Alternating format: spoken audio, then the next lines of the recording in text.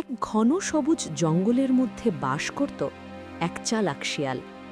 সে সবসময় ক্ষুধার্ত থাকত এবং বুদ্ধি খাটিয়ে খাবার খাওয়ার ফন্দি আঁটত।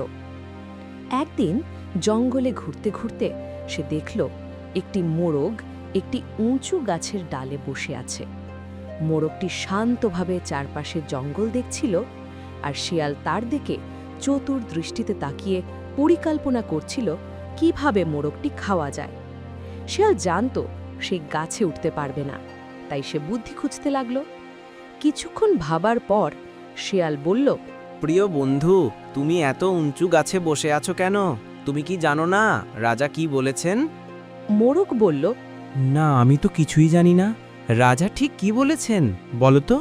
শিয়াল চতুরতার সাথে বলল, নতুন আইন হয়েছে। রাজা বলেছেন এখন থেকে বনের মধ্যে কেউ কাউকে আঘাত করতে পারবে না।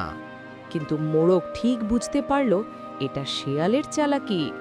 সে বলল, তাই নাকি? কিন্তু আমি তোমার কথা বিশ্বাস করি না বন্ধু, এটা ভাবাই যায় না। শিয়ালের তার ফন্দি ব্যর্থ হতে দেখে আবার চেষ্টা করল। তাহলে নিচে এসো, চলো রাজামশাইয়ের কাছে যাই, তাহলেই সব সন্দেহ দূর হয়ে যাবে। মোরগ বলল, চমৎকার কথা বলেছ বন্ধু, তাহলে আমার আরো কিছু বন্ধুদেরই সঙ্গে নিয়ে যাই। শিয়াল তাড়াহুড়ো করে বলল। হ্যাঁ হ্যাঁ, সবাইকে নিয়ে যাই, কিন্তু তুমি আগে নিচে তো নামো। ঠিক তখন মোরগ হেসে বলল, ওই দেখো, আমাদের কিছু বন্ধু তো ইতিমধ্যেই চলে এসেছে। শিয়াল কৌতূহলী হয়ে জিজ্ঞেস করল, কে এসেছে বলো তো? মোরগ বলল, আমি তো দেখছি কয়েকটা শিকারী কুকুর আসছে, ওরাও কি আমাদের বন্ধু? শিয়াল ভয়ে চমকে উঠে বলল, কি? কুকুর? কোথায়? তারা কি সত্যি এখানে আসছে?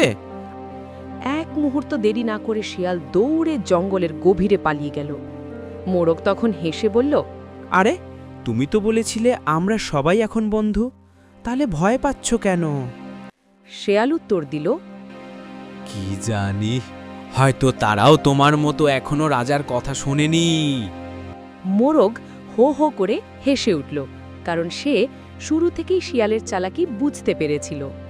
সব পাখিরা মোরগকে অভিনন্দন জানালো তার বুদ্ধির জন্য, আর সেই দিন থেকে শিয়াল আর কোনোদিন তাকে ঠকানোর সাহস দেখায়নি।